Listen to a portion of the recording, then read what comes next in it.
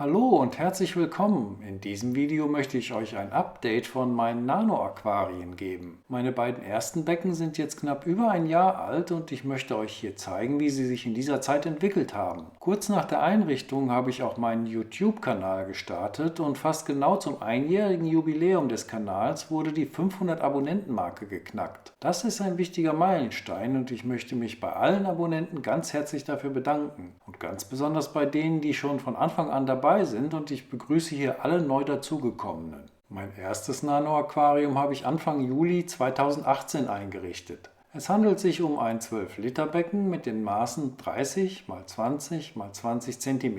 Ich blende jetzt rechts oben einen Link zu dem Video ein, das ich bei der Einrichtung gedreht habe. Es gibt auch noch verschiedene Videos über die verwendete Technik auf meinem Kanal. Als Hardscape hatte ich eine Wurzel und ein paar Steine aus dem Garten verwendet. Als Pflanzen wurden Anubias batteri Variation Nana, Cryptocoryne wendii compact, Flame Moss und Litorella uniflora eingesetzt. Für Litorella uniflora war allerdings die Lampe zu schwach, weswegen es sich nach und nach verabschiedet hat. Aber sonst entwickelte sich alles gut und um die Lücke in der Mitte auszufüllen, habe ich noch einen Java-Farn in der Variation Petit eingesetzt. Alles lief gut, bis ungefähr im November der Java-Farn anfing, braune Blätter zu bilden und langsam einging. Ich habe erst versucht, ihn zurückzuschneiden, aber der Verfall war nicht aufzuhalten. Dazu bildeten sich auf der Wurzel langsam aber sicher Grünalgen, die bald das ganze Aquarium im Griff hatten.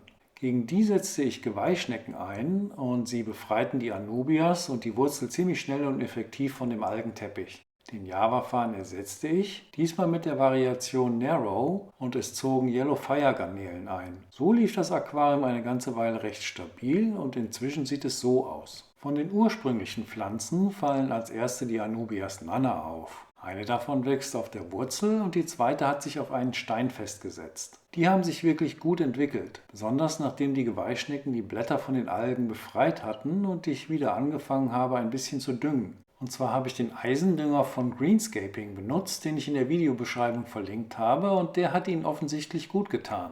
Jetzt muss man schon fast Angst haben, dass sie bald oben aus dem Aquarium herauswachsen. Die Cryptocoryne wendii compact hatten zwischendurch mal eine sehr schlechte Zeit, bis sie sich endlich auf submerses Wachstum umgestellt hatten. Sie kommen jetzt nach der Düngung aber ganz langsam wieder nach. Ich hatte am Anfang mit dem Specialized Nutrition Dünger von Tropica gedüngt, der ja Nitrat enthält. Den hatte ich benutzt, als noch keine Garnelen im Aquarium eingezogen waren. Der war in diesem kleinen Becken aber unheimlich schwer zu dosieren und in irgendeiner Form die Wasserwerte stabil zu halten, war gar nicht einfach. Ich habe deshalb wahrscheinlich immer überdosiert und da sind die Algen nur so explodiert. Seit ich den Eisendünger benutze, sind die Algen sehr zurückgegangen. Das Flame Moss wächst wie Unkraut und hat sich bis auf ein paar Stellen auf der Wurzel noch immer nicht festgesetzt. Die Garnelen lieben das Moos jedenfalls. Das Litorella uniflora ist komplett verschwunden. Dafür war einfach nicht genug Licht da. Ganz schlimm sieht schon wieder der inzwischen zweite Java-Farn aus. Alle Blätter sind braun geworden und es kommen auch keine neuen Triebe unten aus dem Rhizom heraus. Es bilden sich zwar neue Pflanzen an den Blattspitzen, aber die gehen schnell wieder ein. Auch Düngen hat nichts geholfen. Und das passiert nicht nur in diesem Aquarium, sondern auch in meinem Naturaquarium. Keine Ahnung, was da schief läuft. Von der Seite sieht man jetzt nochmal, wie gut sich die Anubias und die Cryptocorynen entwickelt haben. Von der Lampe wird mir ja in den Kommentaren immer gesagt, sie sei zu schwach. Sie ist schwach, aber für diese Pflanzen reicht sie aus und ist vielleicht für den Java-Farn sogar zu stark gewesen, sodass er direkt darunter eingegangen ist. Eine wichtige Änderung ist auch noch, dass ich den Dennerle Nano Egg Filter zu einem Schwammfilter umgebaut habe, um ihn garnelensicher zu machen und um die Fläche für die Biofilterung zu vergrößern. Das Video, wie ich das gemacht habe, verlinke ich jetzt rechts oben in der Ecke. In diesem Becken halte ich Yellow Fire Garnelen, die hier gerade ein Brennnesselblatt verspeisen. Wie ich sie damit füttere, zeige ich in einem der nächsten Videos noch einmal ausführlicher. Dies ist inzwischen die zweite Generation meiner Yellow Fire. Die erste ist mir aus unerfindlichen Gründen so gut wie ausgestorben. Sie sind auch die, die am wenigsten vermehrungsfreudig waren. Meine Blue Dream und Red Fire haben viel mehr Nachkommen gezeugt. Videos über meine Garnelen findet ihr in meiner Playlist Tiervorstellungen, die ich jetzt rechts oben verlinke. Das zweite Problem, das ich in diesem Aquarium neben dem Java-Farn nicht in den Griff bekomme, sind die Algen, die sich immer im Sand an der Frontscheibe bilden. Vielleicht sind es sogar Blaualgen. Ich mache sie regelmäßig mit dem Spatel weg, aber sie kommen immer wieder. An der Seite habe ich den Sand mit Alufolie abgeklebt, sodass kein Licht hinkommt. Das wirkt zwar, sieht aber auch nicht so besonders gut aus. An der anderen Seite habe ich eine Pappe vor dem Sand stehen, die hält zwar die grünen Algen ab, dafür bilden sich aber braune. Direkt neben dem ersten steht mein zweites Nano-Aquarium, das ich circa eine Woche später eingerichtet habe. Auch davon gibt es ein Video, das ich jetzt rechts oben verlinke. Auch hier hatte ich anfangs Cryptocoryne, Flame Moss und Litorella uniflora eingesetzt. Später kamen noch ein paar Pflanzen dazu, die aber alle wieder eingegangen sind. Das Aquarium entwickelte sich zu einem Problemarium, das immer übel aussah und nicht richtig in die Gänge kam. Aber seit die Geweihschnecken und die Garnelen eingezogen sind, die mit den Algen aufgeräumt haben, ist es eigentlich fast mein Lieblingsaquarium.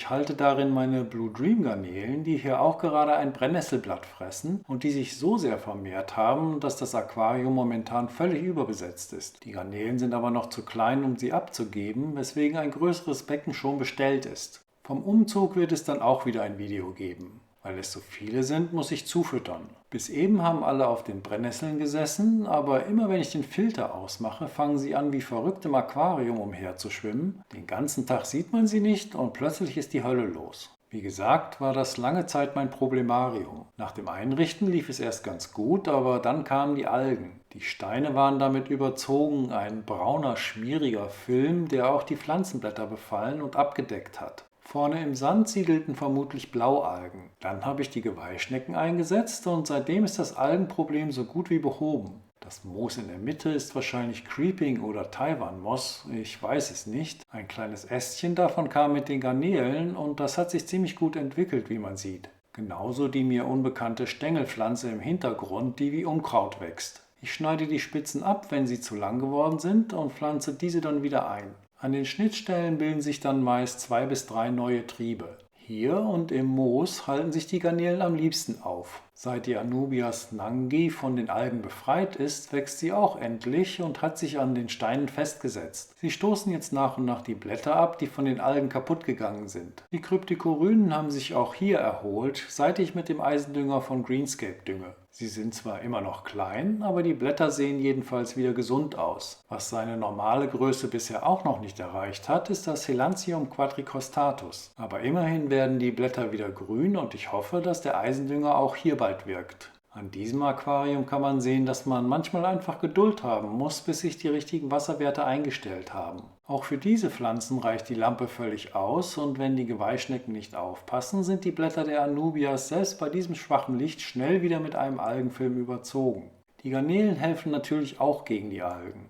Wie ich die überzähligen Garnelen jemals aus diesem Dschungel herausfangen soll, ist mir allerdings ein Rätsel. Da muss ich wohl eine Falle aufstellen. Von oben sieht man jetzt noch einmal gut die ehemals von Algen befallenen Blätter der Anubias, die sich jetzt gelb verfärben. Die müssen bald abgeschnitten werden. Ansonsten sieht aber alles gut aus und ich bin froh, dass es sich so entwickelt hat. Neben dem ehemaligen Problemarium steht mein Iwagumi, das ich seit November 2018 habe. Von der Planung und der Einrichtung gibt es mehrere Videos. Ich blende jetzt die Playlist davon rechts oben ein. Das Iwagumi hatte sich ja in den ersten Wochen wunderbar entwickelt und auch die Bodendecker waren langsam, aber stetig gewachsen, sodass ich sie bald zurückschneiden musste. Um deren Wachstum dann anzukurbeln, hatte ich wieder mit dem Specialized Nutrition Dünger gedüngt, worauf die Hydrocotyle tripartita erst mit Grünalgen und dann mit braunen Schmieralgen überzogen wurde. Die musste ich deshalb komplett zurückschneiden, was sie mir übel genommen hat und jetzt einfach nicht wiederkommen will. Deswegen sieht das Iwagumi momentan etwas gerupft aus. Das Monte Carlo wächst bei diesem Licht nicht besonders schnell. Aktuell hatte ich es vor über 6 Wochen komplett zurückgeschnitten und es kommt jetzt erst ganz langsam wieder. Wenn es ausgewachsen ist, sieht man diese beiden Steine hier vorne nicht mehr und es wird noch eine ganze Weile dauern, bis die wieder überwuchert sind. Was jetzt nach dem Düngen mit dem Eisendünger einigermaßen wiederkommt, ist die Staurogyne repens. Die war im Winter fast ganz eingegangen. Was mir wirklich leid tut, ist, dass ich hier am Stein die rankende Hydrocotyle tripartita wegschneiden musste. Die macht leider auch gar keine Anstalten wiederzukommen. Auch in diesem Aquarium habe ich 2 Geweihschnecken, die die Steine und die Scheiben sauber halten. Das Eleocharis mini hatte zwischendurch einmal braune Halme bekommen, die man hier auch noch vereinzelt sieht. Es ist aber, nachdem ich es zurückgeschnitten habe, sehr schön ausgetrieben und fängt wieder an zu wachsen.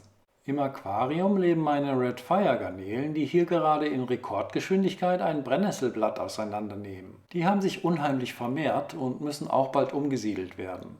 Insgesamt bin ich mit dem Iwagumi gerade nicht so wirklich zufrieden und wie man hier sieht, war es mal schöner und ich hoffe, dass es bald wieder so aussieht. Es muss halt alles wieder nachwachsen, was ohne CO2 und mit nur wenig Düngung halt sehr lange dauert. Ich freue mich aber trotzdem jeden Tag über meine 3 Nano-Aquarien. So sehen sie aus, wenn die Filter wieder angeschaltet sind. Die Tage werden ja jetzt auch wieder kürzer und im Dunkeln kommen die Becken erst so richtig zur Geltung. Ich habe ja auch noch ein 54 Liter Aquarium, von dem ich auch bald mal ein Update-Video machen werde. Abonniert also den Kanal und aktiviert die kleine Glocke, wenn ihr das nicht verpassen wollt. Falls euch dieses Video gefallen hat, dann freue ich mich immer sehr über einen Daumen nach oben. Ich sage Tschüss, danke fürs Zuschauen und macht euch mal wieder die Hände nass.